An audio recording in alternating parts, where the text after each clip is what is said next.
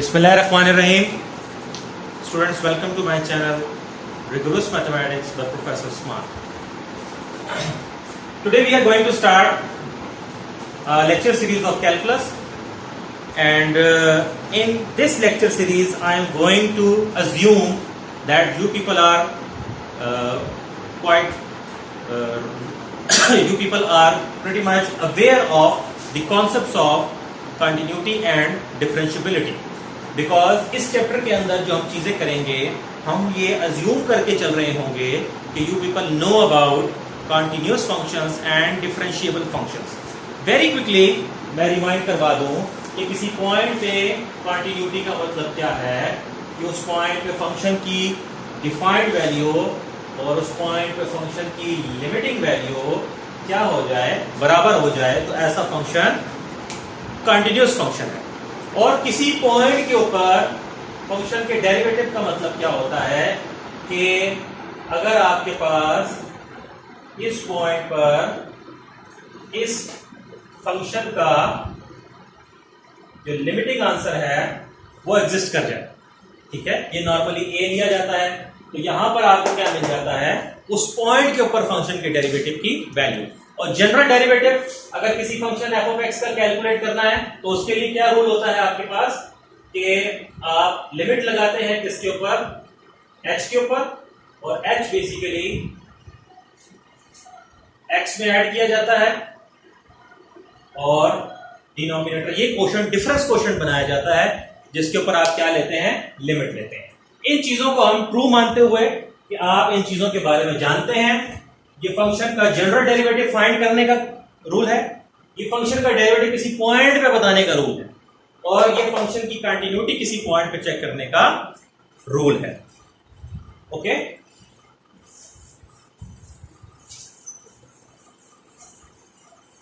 तो हम जो स्टार्ट करने लगे हैं आज, कैलकुलस का बहुत ही इंपॉर्टेंट रिजल्ट है. This is called as the Rolle's theorem. Rolle's theorem क्या कहता है कि अगर कोई फंक्शन किसी क्लोज्ड इंटरवल पे कॉन्टिन्यूअस है, क्लोज्ड इंटरवल पे कॉन्टिन्यूअस का मतलब कि फंक्शन के हर पॉइंट पे कॉन्टिन्यूअस है और फंक्शन के लेफ्ट एंड पॉइंट पे वो राइट कॉन्टिन्यूअस है और फंक्शन के जो राइट एंड पॉइंट होगा वहां पे वो लेफ्ट कॉन्टिन्यूअस है, और ओपन इंटरवल के ऊपर वो डिफरेंशिएबल है. यानी इस फंक्शन का जनरली जो किसी भी फंक्शन का जो डेरिवेटिव है वो इस डोमेन के एंड पॉइंट्स को छोड़ के बाकी हर जगह उसके इंटीरियर में हर जगह आंसर देता हो, वेल डिफाइंड हो. और साथ के साथ क्या कंडीशन है कि इन एंड पॉइंट्स के ऊपर फंक्शन सेम वैल्यूज रखता हो. अगर ये तीन इतनी स्ट्रिक्ट कंडीशंस होल्ड कर जाएं तो आप क्या कहते हो कि उस डोमेन से मुराद जहां फंक्शन डिफाइंड है उसके इंटीरियर के अंदर, यानी इंटीरियर से क्या मुराद है, किसी इंटरवल के इंटीरियर से एंड पॉइंट्स को निकाल दो. क्लोज इंटरवल के इंटीरियर क्या होता है, एंड पॉइंट्स को निकाल दिया जाए. यानी उसके अंदर एक पॉइंट ऐसा होगा ए और बी को छोड़ के जहां फंक्शन के डेरिवेटिव का रूट एग्जिस्ट करेगा. रूट क्या होता है, जहां फंक्शन इस इक्वेशन को सेटिस्फाई कर रहा हो, यानी वहां पर वो जीरो के बराबर आ रहा हो. तो ये इसकी एप्लीकेशन भी है इस थ्योरम की क्लास से कि अगर आपका फंक्शन कंटिन्यूअस है क्लोज इंटरवल पे और उसके अगेंस्ट बनने वाले ओपन इंटरवल पे डिफरेंशिएबल है, एंड पॉइंट्स पे वैल्यू सेम है, तो फंक्शन के डेरिवेटिव का एक रूट उसके अंदर एग्जिस्ट करेगा. ओके, हम वेरी क्विकली इसके प्रूफ को देखते हैं. जनरली थ्योरेटिकली रिगरसली हम इसके प्रूफ को टैकल करेंगे. प्रूफ स्टार्ट करने से पहले मैं इसमें दो थ्योरम्स का हवाला दूंगा. One is known as the boundedness theorem and other one is known as the extreme value theorem. Boundedness theorem ये कहता है कि अगर कोई फंक्शन कंटिन्यूअस है कहां पर, क्लोज इंटरवल पर. कंटिन्यूटी ऑन क्लोज इंटरवल का मुराद क्या है कि अगर ये उस फंक्शन की डोमेन है, रियल वैल्यूड फंक्शन की, अगर ऐसे आपका फंक्शन मौजूद है, रियल वैल्यूड होगा तो यहां पर आर लिखा जाएगा ना, तो ऐसा फंक्शन अगर कंटिन्यूअस हो जाए इस डोमेन पर तो वो बाउंडेड भी है. बाउंडेड फंक्शन से मुराद क्या होती है कि फंक्शन का रेंज सेट बाउंडेड है.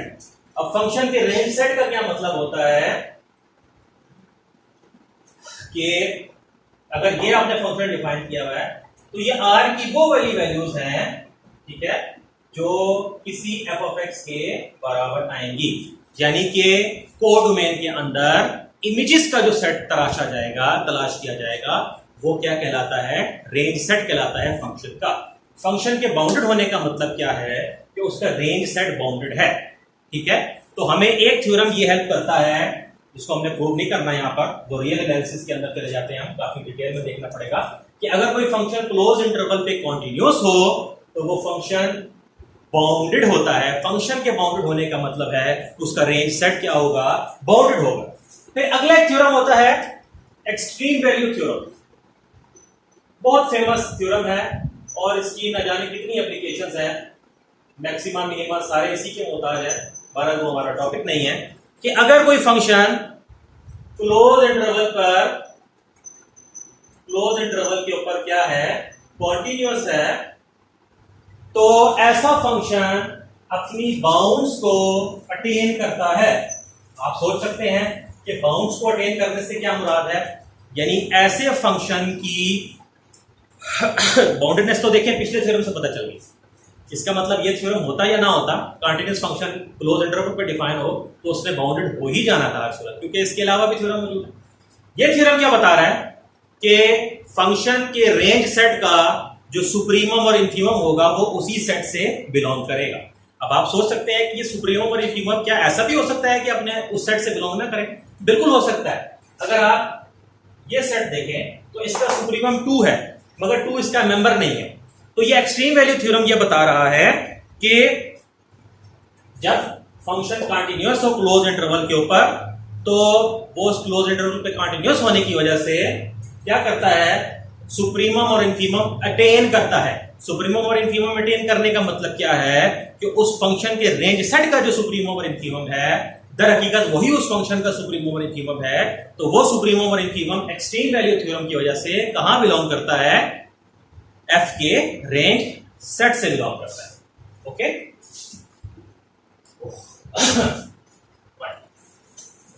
तो ये दो चीजें इस्तेमाल की जाएंगी यहां पर।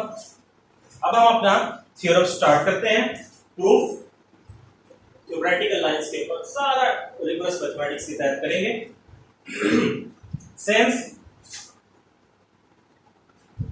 सेंस ये गिवन है बात, f is continuous on close interval AB।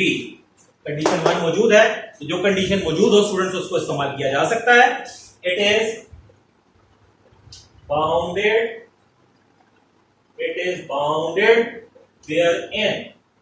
There in से क्या मुराद है कि वही थ्योरम इस्तेमाल हो गया कि every continuous function on close interval पर डिफाइन होने वाला कोई भी फंक्शन जब उस डोमेन के तहत कंटिन्यूअस होता है तो वो बाउंडेड भी होता है। बाउंडेड देयर इन से मुराद that is range set of function f is bounded, और बाउंडेड उसका क्या हो जाएगा, रेंज सेट बाउंडेड हो जाएगा। अब आपके जहन में आ सकता है कि बाउंडेड सेट कौन सा होता है? बाउंडेड सेट वो होता है जिसकी लोअर बाउंड भी एग्जिस्ट करे और अपर बाउंड भी एग्जिस्ट करे। और रियल एनालिसिस में जब लोअर बाउंड एग्जिस्ट करती है तो इंफीमम भी लाजमी एग्जिस्ट करता है, और जब आपकी अपर बाउंड एग्जिस्ट करती है तो सुप्रीमम भी एग्जिस्ट करता है। सबसे छोटी अपर बाउंड को सुप्रीमम कहते हैं और सबसे बड़ी लोअर बाउंड को इंफीमम कहते हैं। ठीक है, तो अभी तक हमने सिर्फ इतना देखा, आगे चलाते हैं थ्योरम को।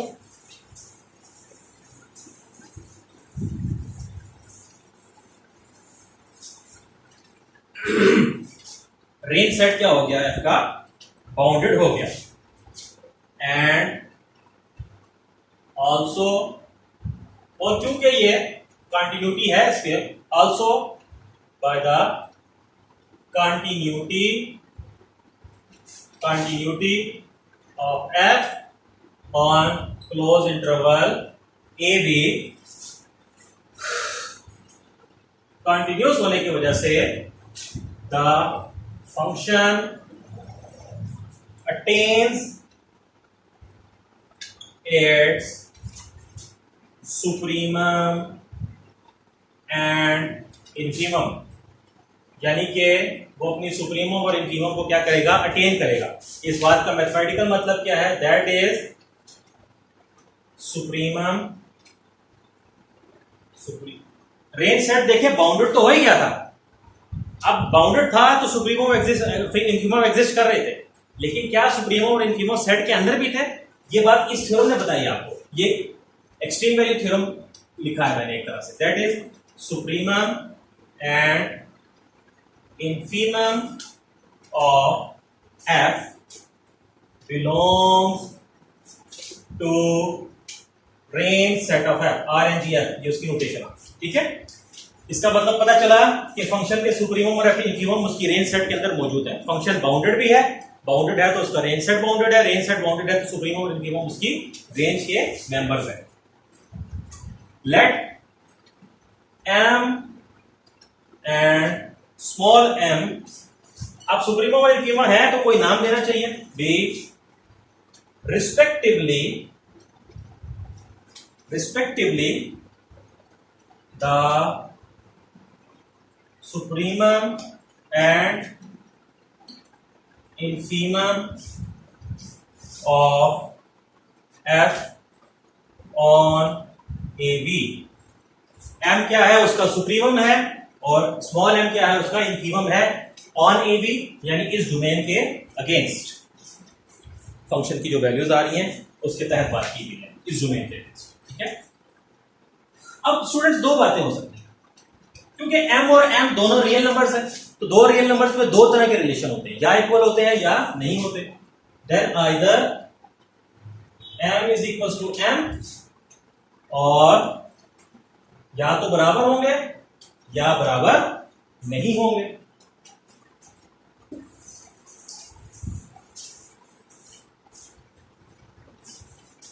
If m is equals to m, अगर ये दोनों बराबर हैं तो याद रखें स्टूडेंट्स, अगर किसी फंक्शन के सुप्रीमम और इन्फीमम बराबर है तो वेल नोन रिजल्ट है कि वो फंक्शन एक कांस्टेंट फंक्शन है, ठीक हो गया। वो फंक्शन क्या है? कांस्टेंट फंक्शन है।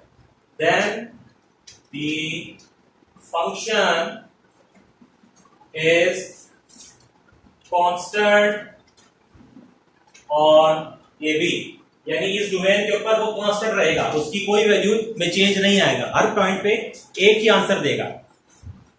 That is f of x is equal to कह दें t, where t is some real numbers and x belongs to a b, ठीक है।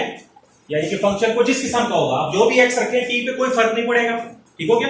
अब कांस्टेंट फंक्शन जो होता है वो डिफरेंशिएबल होता है, ठीक है। ऑब्वियसली नहीं भी वो तो ट्रिवियली होता ही है, लेकिन अगर लेट्स सपोज ना भी होता तो कंडीशन 2 की वजह से ये इंश्योर हो रहा था, ठीक है। ठीक है, बड़ा सिंपल है यहां पर, since derivative of constant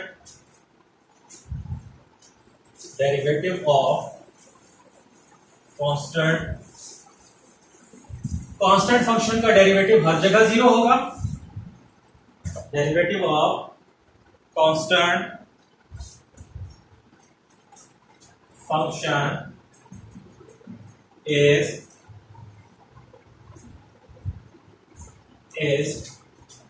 0 at each point of this। अगर हम ये डील करें, क्योंकि इसके अगेंस्ट भी पॉइंट तलाश कर रहा था, तो वो तो इसके हर पॉइंट पे 0 है, बल्कि क्लोज इंटरवल पे भी 0 आता, लेकिन हमें क्योंकि एक रिजल्ट तक पहुंचना है जो प्रिसाइसली यहां से वो वैल्यू बिलोंग करेगी, ठीक है। Is 0 at each point of this. So तो फंक्शन आपने प्रूफ क्या करना था कि उस इंटरवल के अंदर कोई एक पॉइंट है जहां पे वो डेरिवेटिव 0 है, मगर यहां तो हम कह रहे हैं कि डेरिवेटिव हर जगह ही 0 है, तो इसका मतलब वो बात ऑटोमेटिकली साबित होगी। हमने तो किसी एक पॉइंट के लिए करना था, ये पूरे डोमेन के ऊपर क्या आ रहा है, एंड पॉइंट्स को छोड़ करके 0 आ रहा है। So the theorem is true in this case.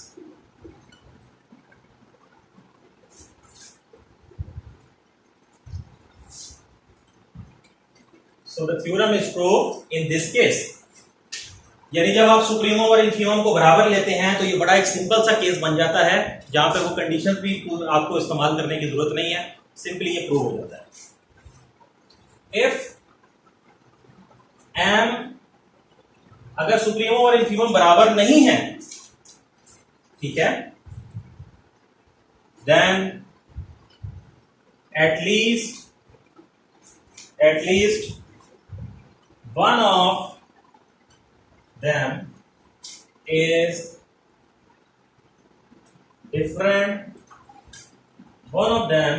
different from the equal values of f of a and f of b। ठीक है, क्यों भाई? जब ये दोनों आपस में बराबर नहीं है, अब ये दोनों तो आपस में बराबर है, ठीक है।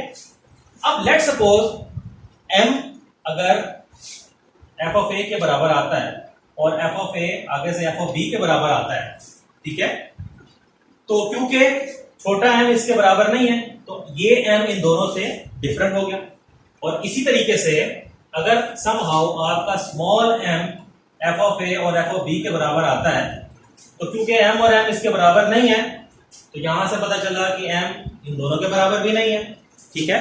तो ये बात वैलिड साबित होती है कि अगर क्योंकि ये डिफरेंट लिए जा रहे हैं, केस डिफरेंट का लिया जा रहा है, तो इनमें से कोई एक लाजमी दोनों से डिफर करेगा। तो हम उसको कह देते हैं विदाउट लूजिंग जनरलिटी वो m होगा, capital M। Suppose m is not equals to m is different from f of a and f of b, ठीक है। इसको आप 1 कह दें। m वो नंबर हमने इसमें से ले लिया जो इन दोनों से डिफरेंट है, ओके। बिकॉज अगर m इक्वल होता तो उसको डिफरेंट होना पड़ता और अगर वो सॉरी m इनके इक्वल होता तो छोटे m को डिफरेंट होना पड़ता और अगर छोटा m इनके इक्वल होता तो कैपिटल M को डिफरेंट होना पड़ता। और ये भी हो सकता था कि ये दोनों इन दोनों से डिफरेंट हो, ठीक है, वो भी केस एग्जिस्ट करता है। बहरहाल ये केस अपने अंदर सारी चीजों को डील कर रहा है तो जनरलिटी मिस नहीं हो रही। Suppose m is not equals to f of a which is equals to f of b। Since अब f क्या करता है, अटेन्स इट्स सुप्रीमम, f अपना सुप्रीमम अटेन करता है कहां पर, क्लोज इंटरवल a b के ऊपर, ठीक है। तो क्योंकि सुप्रीमम रेंज सेट का मेंबर है तो इसका मतलब डोमेन का कोई एलिमेंट ऐसा एग्जिस्ट करेगा कि फंक्शन की वैल्यू उसके बराबर होगी, क्योंकि रेंज सेट की डेफिनेशन ही यही है कि वहां फंक्शन की इमेजेस पड़ी हुई होगी, ठीक है, on a b. So there is a point C belongs to interval AB such that कि उस पॉइंट पे फंक्शन सुप्रीमम के बराबर है, such that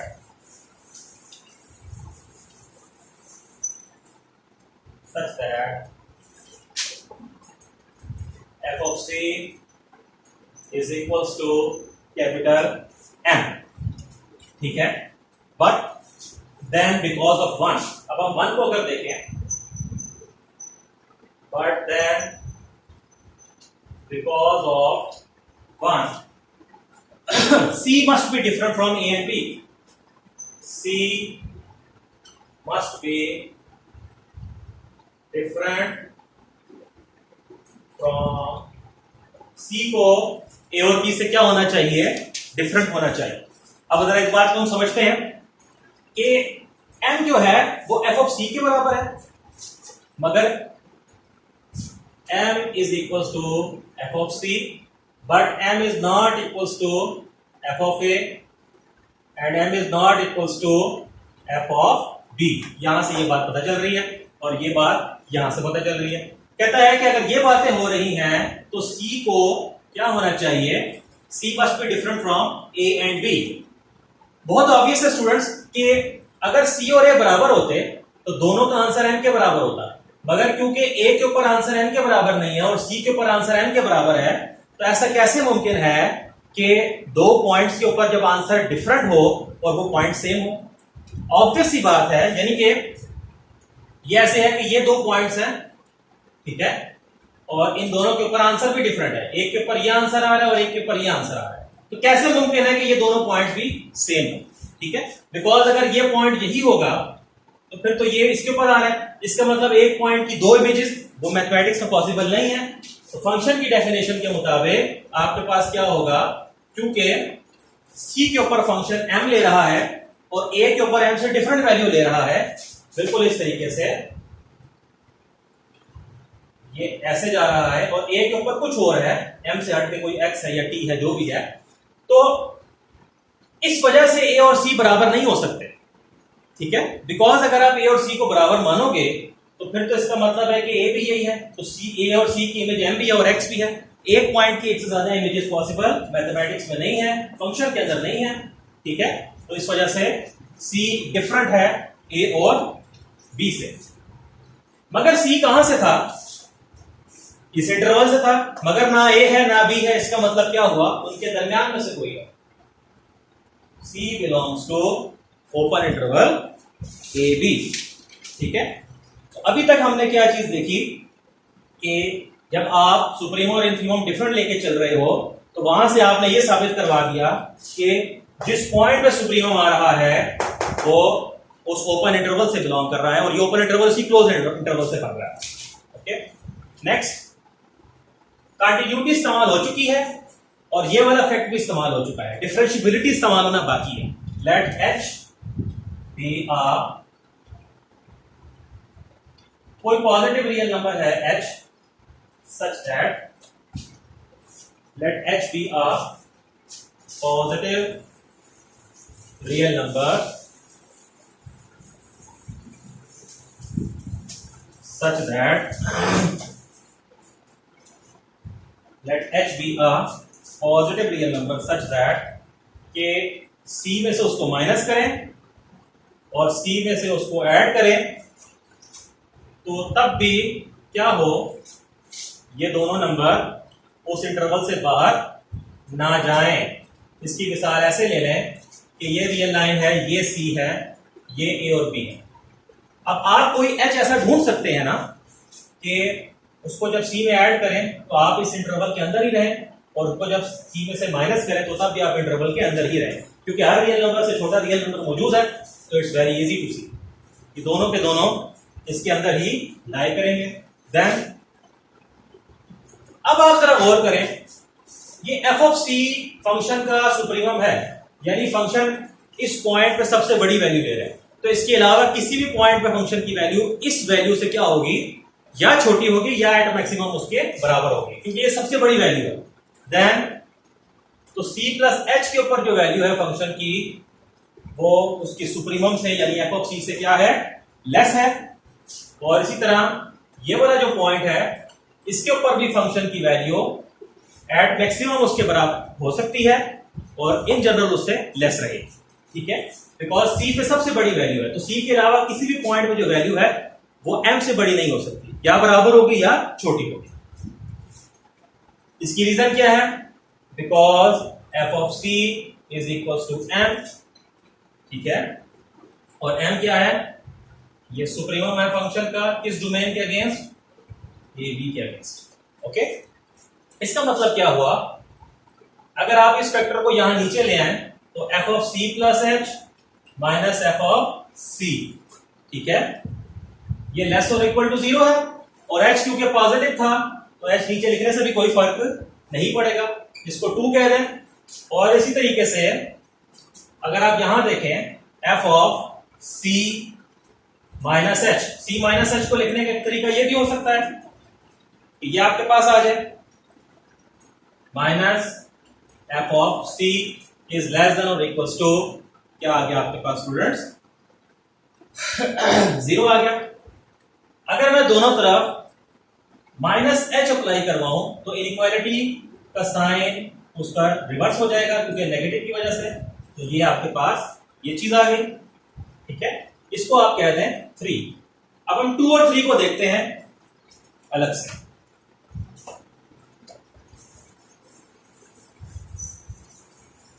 मैं 2 और 3 को यहां दोबारा लिखता हूं आसानी के लिए। f of c plus h minus f of c over h is less than equal to 0 और f of c plus minus h minus f of c over, यहां से क्या आएगा आपके पास स्टूडेंट्स, ये टर्म की आपके पास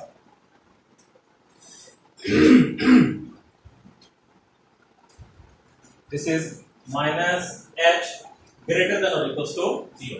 अगर मैं एच के ऊपर लिमिट लगा दूं, अगर समहाउ एच के ऊपर लिमिट लग जाए तो आपको क्या मिलेगा,